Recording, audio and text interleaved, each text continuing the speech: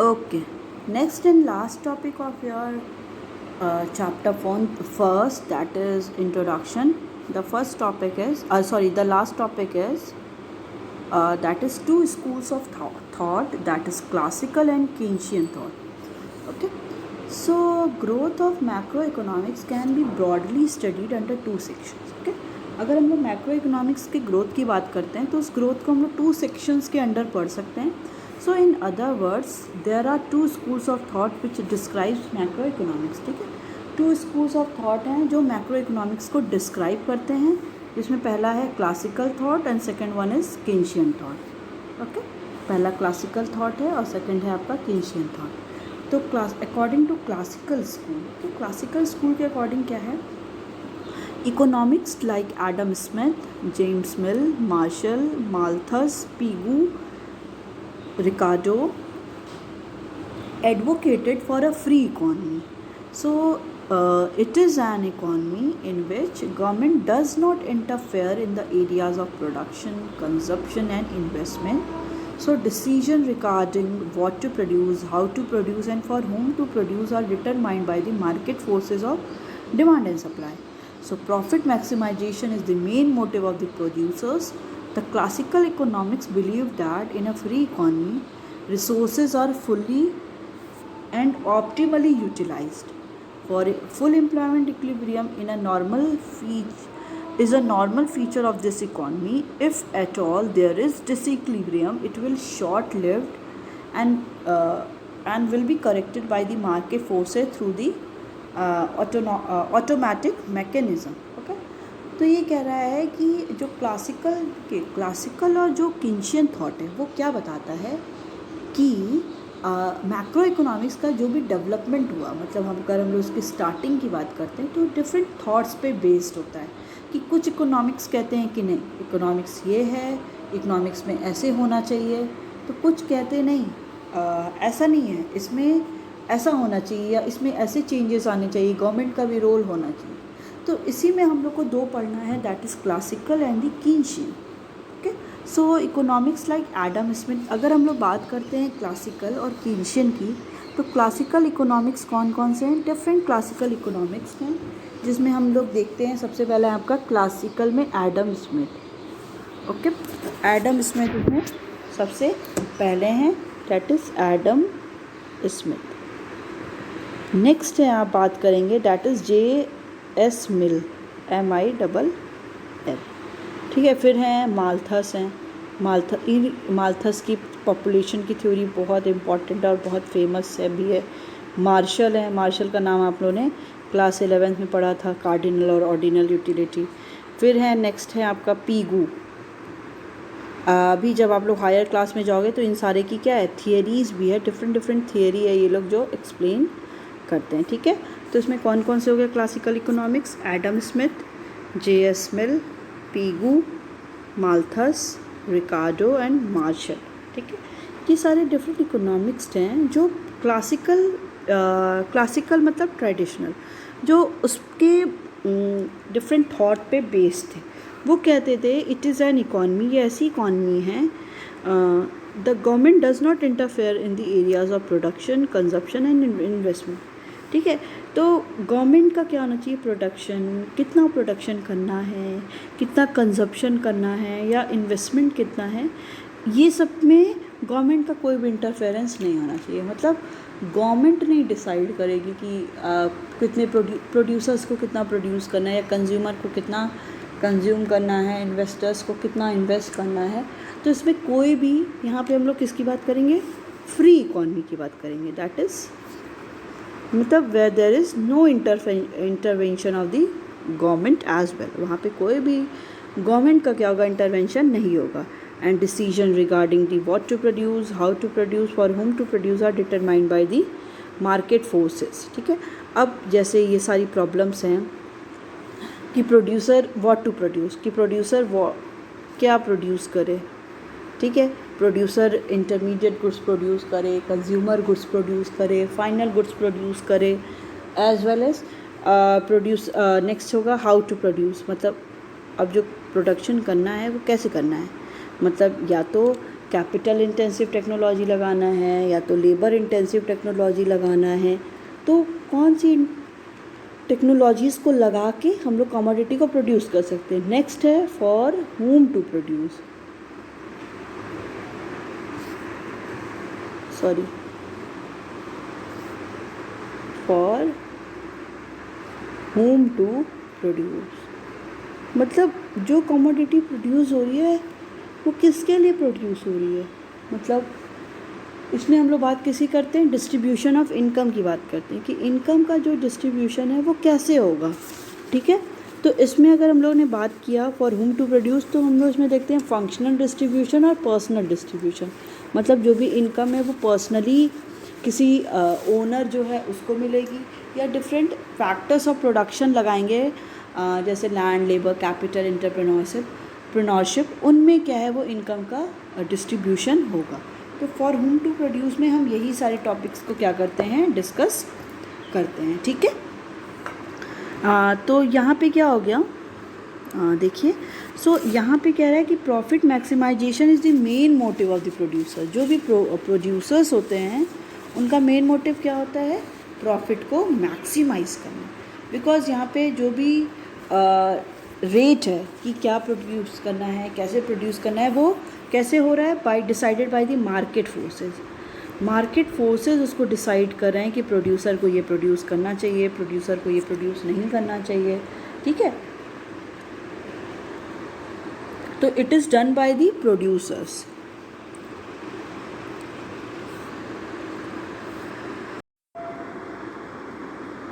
सो इनका profit maximisation क्या होगा, मेन मोटिव होगा प्रोड्यूसर्स का। So the classical economics believe that in a free economy resources are fully and optimally utilise, कि जो आपके क्लासिकल इकोनॉमिक्स थे वो ये कहते थे कि इकॉनमी में जितने भी रिसोर्सेज हैं वो क्या हो रहा है, उनका फुली एंड ऑप्टिमली यूटिलाइज हो रहा है, वो सारे ही क्या हो रहा है, यूटिलाइज हो रहे हैं। फुल एम्प्लॉयमेंट इक्विलिब्रियम एक नॉर्मल फीचर है इस इकॉनमी का। फुल एम्प्लॉयमेंट की सिचुएशन क्या, एक नॉर्मल फीचर है, मतलब एक इसका कैरेक्टरिस्टिक्स है कि इकॉनमी में फुल एम्प्लॉयमेंट की सिचुएशन होती है। If at all there is disequilibrium, अगर इन केस बोला जा रहा है कि इकॉनमी में हमेशा ही फुल एम्प्लॉयमेंट की सिचुएशन होती है, अगर फुल एम्प्लॉयमेंट की सिचुएशन नहीं होती है और डिसइक्विलिब्रियम आ जाता है, इकॉनमी में इक्विलिब्रियम की कंडीशन नहीं होती है, तब ऑटोमेटिकली जो डिमांड एंड सप्लाई हैं वो क्या करते हैं, इस पॉइंट को इक्विलिब्रियम पॉइंट पे फिर से रीच आउट कर जाते हैं।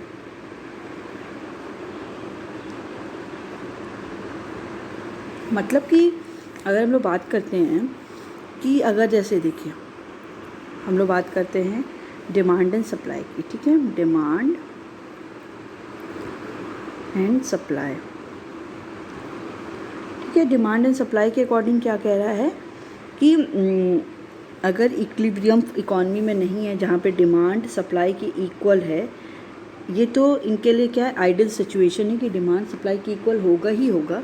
अगर डिमांड सप्लाई के इक्वल नहीं है, इस केस में क्या है कि ऑटोमेटिकली जो मार्केट फोर्सेस हैं, that is demand and supply, वो क्या करेंगे, इकॉनमी को इक्विलिब्रियम पोजीशन पे खुद ही लेते आएंगे, ठीक है। वहाँ पे किसी का इंटरवेंशन नहीं होगा, ऑटोमेटिकली डिमांड एंड सप्लाई क्या कर देंगे, इक्विलिब्रियम पॉइंट पे आ जाएंगे। नेक्स्ट बात कर रहा है दैट इज़ कीन्शियन स्कूल।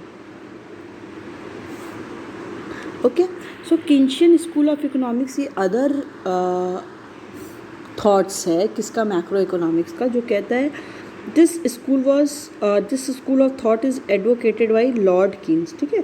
जो कीन्शियन स्कूल है it is given by the J.M. John Maynard Keynes, ठीक है। इन्होंने ही ये क्या किया था, इस क्लासिकल कीन्शियन थॉट को एक्सप्लेन किया था, जिसमें दिस स्कूल ये जो टॉपिक है, ये जो थॉट है, एडवोकेट किसने किया, लॉर्ड कीन्स ने। After the Great Depression of the 1929 there was a world wide depression, ठीक है। अब 1929 में ग्रेट डिप्रेशन हुआ। डिप्रेशन होने का मतलब है कि जो वैल्यूज़ थी, जनरल प्राइस लेवल, वो क्या हो रहा था, फॉल कर रहा था, ठीक है। मतलब कि जितने भी रिसोर्सेज थे उनका अंडर फुल एम्प्लॉयमेंट, मतलब जितने रिसोर्सेज हैं उनका प्रॉपरली यूटिलाइजेशन ही नहीं हो रहा था. So it was a condition of the persistent fall in prices. जो प्राइस थी वो कंटिन्यूसली क्या हो रही थी, फॉल करती चली जा रही थी. ठीक है, फॉल इन प्राइसेस. जब प्राइस फॉल कर रही थी साथ ही साथ क्या कर रहा था, प्राइस फॉल कर रही थी. फिर कंपनी के जो भी डिफरेंट थे उनका प्रॉफिट्स भी फॉल कर रहा था. ठीक है, प्रॉफिट्स फॉल कर रहा था. फिर जब प्रॉफिट फॉल कर रहा था, किसी भी प्रोड्यूसर को प्रॉफिट नहीं होगा तो वो इन्वेस्टमेंट भी नहीं करेगा ना, तो इन्वेस्टमेंट भी फॉल कर रहा था. अब जब कोई प्रोड्यूसर इन्वेस्टमेंट नहीं करेगा, वो और फर्दर प्रोडक्शन नहीं करेगा, तो एम्प्लॉयमेंट अपॉर्चुनिटीज़ भी क्या हो रही थी, फॉल करती चली जाए. तो इससे क्या था, हर एक चीज़ क्या हो रही थी, वो कंटिन्यूसली फॉल करती जा रही थी in the case of depression के केस में. ठीक है, तो अकॉर्डिंगली ओके. फिर यहाँ पे कहना है कि कीन्स ने ऑब्ज़र्व किया कि जो क्लासिकल बिलीफ था दैट वाज नॉट वर्किंग. ठीक है, कीन्स के अकॉर्डिंग जो क्लासिकल बिलीफ था वो काम नहीं कर रहा था अच्छे से. Unemployment continued to persist. Unemployment continuously क्या हो रहा था, वो इंक्रीज ही होता जा रहा था. सो अकॉर्डिंगली ही सजेस्टेड, उन्होंने सजेस्ट किया that government must interfere to correct disequilibrium. उनके अकॉर्डिंग उन्होंने बोला कि जो भी गवर्नमेंट है उसको क्या करना चाहिए, इंटरफेयर करना चाहिए. जैसा क्लासिकल का था कि गवर्नमेंट को इंटरफेयर नहीं करना चाहिए, मार्केट फोर्सेस अपने आप डिसाइड कर लेंगे. बट यहाँ पे जो भी के किंशियन थॉट है वो कहता है कि नहीं, गवर्नमेंट का इंटरवेंशन इज़ वेरी इंपॉर्टेंट, क्योंकि गवर्नमेंट के इंटरवेंशन से ही कोई भी डिसइक्विलिब्रियम की अगर सिचुएशन है तो वो ठीक हो सकती है. ठीक है, सो अकॉर्डिंगली ही suggested that government interfere to correct disequilibrium. Government क्या करे, इंटरफेयर करे डिसइक्विलिब्रियम की कंडीशन को ठीक करने के लिए. Lord Keynes in his book, उन्होंने बुक में लिखा, अपनी जो बुक थी उनकी, the General Theory of Employment, Interest and Money, उन्होंने उसमें बताया कि the need of government intervention to control economy in the situation of disequilibrium. कि यहाँ गवर्नमेंट मतलब किसी भी इकॉनमी के लिए नीड है कि गवर्नमेंट क्या करे, इंटरवेंशन करे और डिसइक्विलिब्रियम कंडीशन को कंट्रोल में करे. He stress that government intervention is required in the area of production investment. ठीक है, जो गवर्नमेंट का इंटरवेंशन है वो हर एक एरिया में रिक्वायर्ड है. जैसे एरिया ऑफ अगर प्रोडक्शन करना है, इन्वेस्टमेंट करना है, to correct the under employment equilibrium. ठीक है, जो भी अंडर एम्प्लॉयमेंट की सिचुएशन है, मतलब जितना एम्प्लॉयमेंट चाहिए उससे भी लोग कम एम्प्लॉयड हैं, उस सिचुएशन को ठीक करना है. तो कैसे, by creating the new job opportunities. ठीक है, अगर न्यू जॉब अपॉर्चुनिटीज़ क्या होंगी, जनरेट होंगी, तो ये प्रोसेस होगा. ठीक है, अब न्यू जॉब अपॉर्चुनिटीज़ जनरेट से क्या होगा, अगर अपॉर्चुनिटीज़ जनरेट होंगी, एम्प्लॉयमेंट इंक्रीज़ होगा, तो लोगों को इनकम भी इंक्रीज़ होगी. इनकम इंक्रीज़ होगी तो लोगों की डिमांड इंक्रीज़ होगी. डिमांड होगी तो कंजप्शन इंक्रीज़ होगा. कंजप्शन होगा तो इन्वेस्टमेंट होगा. फिर इनकम, कंट्री की national income and then GDP will also increase. So this is your classical and Keynesian. So एक डिफरेंस भी इन दोनों के बीच में डिफरेंस भी है, that is classical and Keynesian thought. इसमें मीनिंग के अकॉर्डिंग दे रखा है. पहला मीनिंग में यही है कि economy is always at full employment equilibrium. Economy क्या है, क्लासिकल के अकॉर्डिंग हमेशा ही इकोनॉमी क्या है, फुल एम्प्लॉयमेंट की सिचुएशन पे ही रहेगा, that is AD equal to AS. But Keynesian क्या कहते थे, किंशियन के अकॉर्डिंग इकोनॉमी क्या है, इकोनॉमी के लिए तीनों कंडीशन हो सकती है. ये भी कंडीशन की जहाँ पे AD AS के इक्वल है, AD ज़्यादा भी हो सकता है जिसको हम लोग ओवर फुल एम्प्लॉयमेंट कहते हैं, और AD is also less than AS जिसको हम लोग under full employment of resources की बात करते हैं. ठीक है, सो एट फुल एम्प्लॉयमेंट इक्विलिब्रियम की बात हम लोग करेंगे, ओवर फुल एम्प्लॉयमेंट की बात करेंगे जहाँ पे AD AS से ज़्यादा है, एंड अंडर फुल एम्प्लॉयमेंट की भी बात करेंगे. नेक्स्ट है गवर्नमेंट का इंटरफेरेंस. तो हमें पता है क्लासिकल में क्या होगा कि there is always a full employment. Economy में फुल एम्प्लॉयमेंट की कंडीशन होती है तो गवर्नमेंट वहाँ पे इंटरफेरेंस नहीं करेगी, क्योंकि ऑलरेडी इकॉनमी बहुत स्मूथली चल रही है. तो वहाँ पे गवर्नमेंट का कोई रोल नहीं है, तो हमेशा इकॉनमी इक्विलिब्रियम की कंडीशन पे रहेगी। अगर इकोनॉमी इक्विलिब्रियम पे नहीं रहती है, डिसइक्विलिब्रियम हो जा रहा है, तो ऑटोमेटिकली जो डिमांड एंड सप्लाई हैं वो क्या कर देंगे, इस सिचुएशन को करेक्ट कर देंगे। ठीक है, नेक्स्ट है आपका डेट इज़ क्लास किंशियन। तो किंशियन के अकॉर्डिंग गवर्नमेंट क्या करती है, इंटरफेयर करती है when there is excess demand और डेफिशिएंट डिमांड। मतलब जब डिमांड ज़्यादा हो जा रही है सप्लाई से या डिमांड कम हो जा रही है, तो इस केस में गवर्नमेंट क्या करेगी, इंटरफेरेंस करेगी ही करेगी। ठीक है, नेक्स्ट है टाइम पीरियड। टाइम पीरियड बोल रहा है कि क्लासिकल जो थॉट्स थे वो कब स्टार्ट हुए थे, 1930 तक ही ये बस कंटिन्यूड थे। मतलब अगर हम लोग 1930 के पहले, क्योंकि 1929 में ही ग्रेट डिप्रेशन आ गया था, जिसकी वजह से बाद में ये आपका किंशियन स्कूल्स ऑफ थॉट कंटिन्यू हो गया था। तो बट अगर हम लोग किंशियन में बात करते हैं तो किंशियन ये टॉपिक, ये कब कंसेप्ट आया था, एग्जिस्ट कब करा था, आफ्टर दी 1929-30, क्योंकि ग्रेट डिप्रेशन आ गया था। और व्हेन फ्री इकोनॉमी, अगर फ्री इकोनॉमी क्लासिकल में चल रही थी तो वो फेल्ड हो गई थी कि इकोनॉमी को इक्विलिब्रियम कंडीशन पे लाने के लिए। नेक्स्ट है आपका that is nature of aggregate supply curve. Nature कैसा है एग्रीगेट सप्लाई कर्व का, तो aggregate supply curve is perfectly inelastic with respect to the price. Price के रिस्पेक्ट से जो एग्रीगेट सप्लाई कर्व होता है वो परफेक्टली इनइलास्टिक होता है, बिकॉज यहाँ पे ऑलरेडी इकॉनमी में इक्विलिब्रियम की कंडीशन है जहाँ पे AD AS के इक्वल है, सप्लाई में कोई भी चेंज नहीं हो रहा है। ठीक है, तो इसीलिए यहाँ पे क्या कंडीशन है, एग्रीगेट परफेक्टली इनइलास्टिक है, because aggregate supply curve is perfectly inelastic, implying supply can not change as there is full employment equilibrium. Already economy में फुल एम्प्लॉयमेंट की सिचुएशन है, तो वहाँ पे सप्लाई क्या होगा, वो चेंज नहीं होगा। वहीं अगर हम लोग बात करते हैं किंशियन में, तो यहाँ पे सबसे पहले कर्व क्या होगा, इलास्टिक होगा, बट जैसे ही फुल एम्प्लॉयमेंट की सिचुएशन हो जाएगा तो ये पैरेलल बन जाएगा। So this is your difference between the classical and the Keynesian schools of thought. Okay, so let's start with the another chapter of your macroeconomics, that is circular flow of income. Okay? So in this chapter we are going to discuss about the what are the different basic economic activities,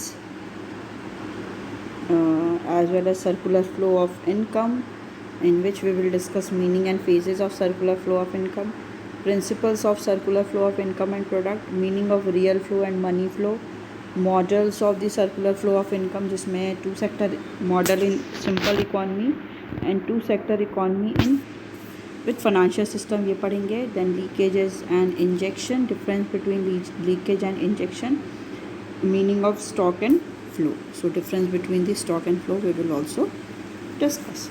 so let's start with the introduction. Okay, so an economy consist of basic economic activities of production, consumption and investment. Okay?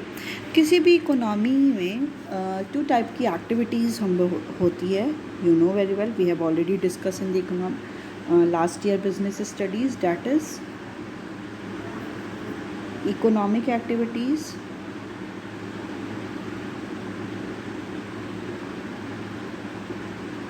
and non-economic activities.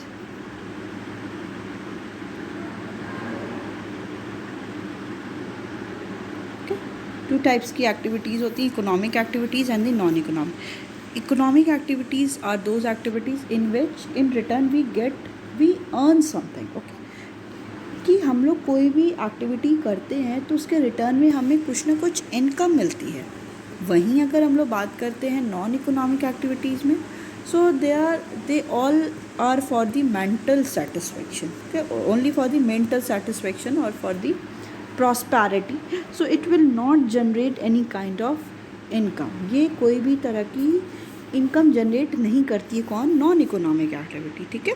सो कोई भी economy में consist क्या करते हैं कि basically the production, consumption and the investment.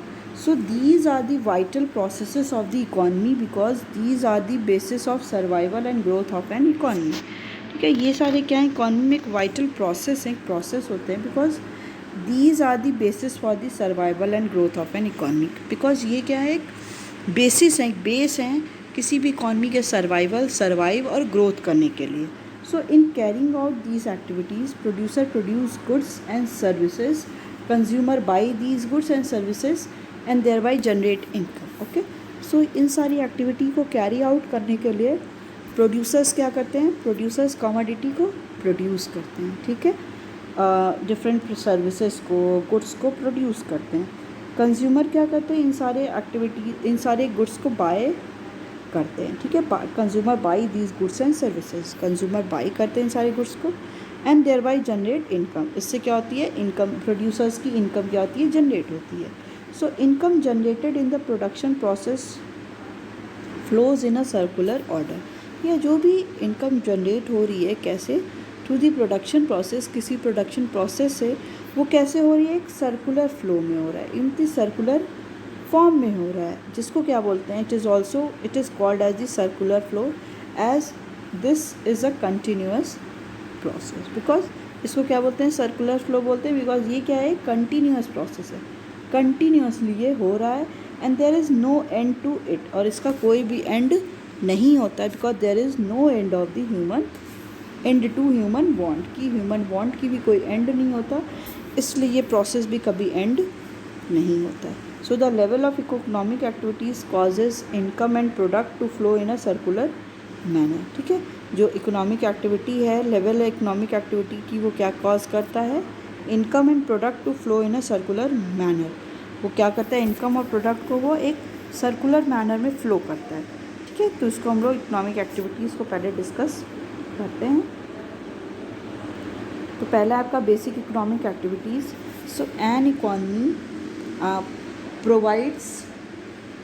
Provides a living to the people for satisfaction of their wants, ठीक है। Economy क्या प्रोवाइड करती है, पीपल को living so that for the satisfaction of their want, उनके वांट्स के लिए, to satisfy human want every economy perform 3 basic activity, ठीक है। कोई भी ह्यूमन वांट को फुलफ़िल करने के लिए हर एक इकोनॉमी क्या करती है, 3 बेसिक एक्टिविटीज़ को परफॉर्म करती है, जिसमें पहला क्या है, production, consumption and the investment, ठीक है। 3 बेसिक इकोनॉमिक एक्टिविटी होती है, जैसे कि production, consumption and investment as explained below, ठीक है। तो पहला है आपका production. Okay, so production is generally defined as an activity which produces physical goods and services which increases the value of intermediate consumption, ठीक। प्रोडक्शन क्या होता है, एक एक्टिविटी होती है जो क्या करती है, प्रोड्यूस करती है फिजिकल गुड्स एंड सर्विसेज, जो भी फाइनल गुड्स और physical goods and services produce करती है, and which increases the value of IC, intermediate consumption, जो इंटरमीडिएट कंजप्शन की वैल्यू को भी क्या करती है, इंक्रीज करती है, ठीक है। So raw material which are used up in process of production, जो भी रॉ मटेरियल है वो किस लिए यूज़ हो रहे हैं, in the process of production process में। सो ये क्या हो गया आपका, output is the factor of inputs, ठीक है। सो डिफरेंट फैक्टर आउटपुट हम कैसे प्रोड्यूस करते हैं, डिफरेंट फैक्टर्स को लगा के, डिफरेंट इनपुट्स को लगा के, रॉ मटेरियल, इलेक्ट्रिसिटी, लेबर्स, इनको हायर करके हम क्या करते हैं, फाइनली एक आउटपुट को प्रोड्यूस करते हैं। सो प्रोडक्शन क्या हो गया, प्रोडक्शन एक प्रोसेस हो गया, जिस प्रोसेस से हम लोग क्या करते हैं, कन्वर्टिंग इनपुट्स इनटू आउटपुट्स, ठीक है। प्रोडक्शन क्या एक प्रोसेस है जिसमें हम लोग इनपुट को क्या करते हैं, कन्वर्ट करते हैं किसमें, आउटपुट में, और value added to the raw material, और वैल्यू ऐड करते हैं जो भी रॉ मटेरियल्स है। So in other words any activity which result in value added, कोई भी एक्टिविटी क्या है जो एक वैल्यू ऐड कर रही है, ठीक है, उसको हम लोग प्रोडक्शन कहते हैं। नेक्स्ट है आपका, डैट इज़ कंजप्शन। कंजप्शन क्या होता है? So the process of using of utility of goods and services for the direct satisfaction of individual और collective human wants is called the consumption. ठीक है, तो कंजप्शन क्या हो गया कि कोई भी कॉमोडिटी का हम कंज्यूम कर रहे हैं, क्यों कर रहे हैं? For the satisfying our wants, अपने वांट्स को सेटिस्फाई करने के लिए जो भी हम लोग डिफरेंट यूटिलिटी को और गुड्स एंड सर्विसेज को यूज़ कर रहे हैं, और कलेक्टिव ह्यूमन वांट्स है। क्यों? क्योंकि थ्रू विच हम लोग क्या करते हैं, एक सेटिस्फेक्शन हमें अर्न होती है, जिसको हम लोग क्या बोलते हैं? कंजप्शन। ठीक है, so the household consume a large number of goods such as food, milk, grain etcetera. ठीक है, जो भी हाउस होल्ड सेक्टर होता है वो क्या करता है? वो बहुत सारे लार्ज नंबर में गुड्स को कंज्यूम करता है। ठीक है, उसमें क्या क्या हो गया? उसके फूड आइटम हो गया, मिल्क हो गया, ग्रेन हो गया etcetera.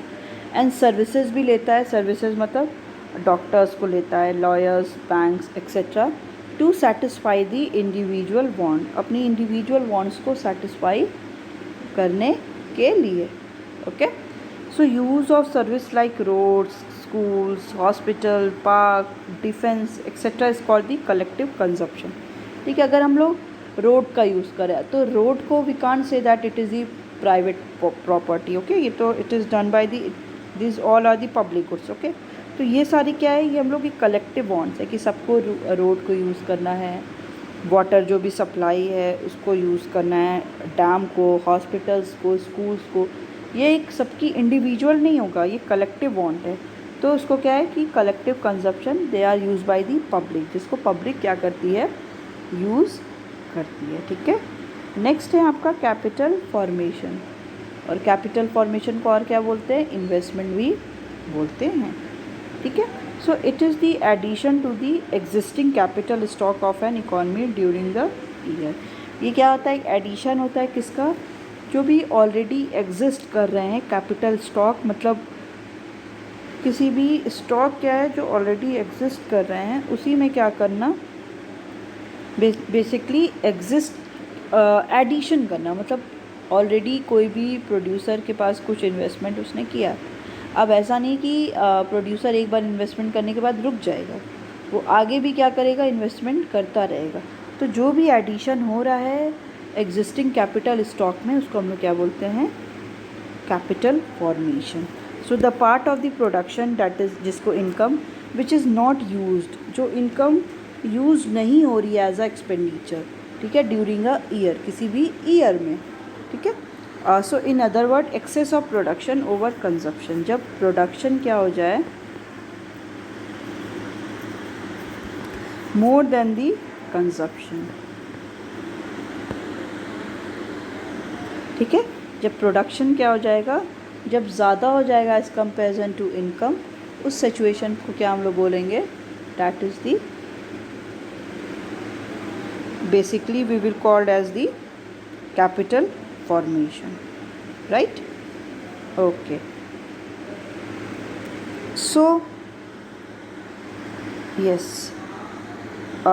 capital formation is also called as the investment. So capital formation involves production of more capital goods कि अगर कैपिटल फॉर्मेशन हो रहा है तो हम लोग और कैपिटल गुड्स को क्या करेंगे? प्रोड्यूस करेंगे, जैसे like dams, roads, machine, factories which are used. वो कैसे यूज्ड होगी? For the further production of goods, की फर्दर प्रोडक्शन के लिए हम लोग क्या करते हैं? कैपिटल गुड्स को यूज़ करते हैं।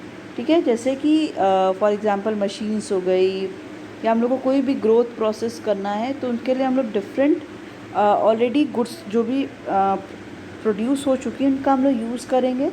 तो क्यों? क्योंकि फर्दर प्रोडक्शन के लिए, इकॉनमी में ग्रोथ के लिए, तो उसको हम लोग क्या बोलते हैं? कैपिटल गुड्स बोलते हैं, which are use for the further production, जिसको हम लोग आगे फर्दर प्रोडक्शन के लिए क्या करते हैं? यूज़ करते हैं, and help in accelerating the growth. Growth को भी एक्सीलरेट करने के लिए, बढ़ाने के लिए क्या होता है? ये इसका यूज़ किया जाता है। ठीक है, so change in production will cause change in consumption. अगर प्रोडक्शन में चेंज होगा सो ये क्या करेगा? कंजप्शन में भी चेंज होगा। मतलब अगर प्रोडक्शन अच्छा हो रहा है या प्रोडक्शन इंक्रीज़ हो रहा है, इसकी डिफरेंट क्वालिटीज़ हो रही है, तो उससे क्या होगा कि कंजप्शन में भी इंक्रीज़ होगा। जब कंजप्शन इंक्रीज़ होगा तो अल्टीमेटली कैपिटल फॉर्मेशन भी इंक्रीज, प्रोड्यूसर क्या करेगा, कैपिटल फॉर्मेशन को इंक्रीज़ करेगा. So thus these activities are inter related. ये सारी एक्टिविटीज़ क्या होती हैं, they all are inter related होती हैं and led to emergence of the circular flow of income. और ये क्या करती है, लेड क्या करती हैं कि इकॉनमी में जो मनी है वो इन दी सर्कुलर फॉर्म क्या करता है, सर्कुलर फॉर्म में फ्लो करता रहता है. ठीक है, तो ये हो गया आपका इकोनॉमिक एक्टिविटीज़, जिसमें क्या क्या देखा हमने, दैट इज़ प्रोडक्शन देखा, कंजप्शन देखा कि कंजप्शन क्या है, एज वेल एज लास्ट हमने देखा कैपिटल फॉर्मेशन और द इन्वेस्टमेंट.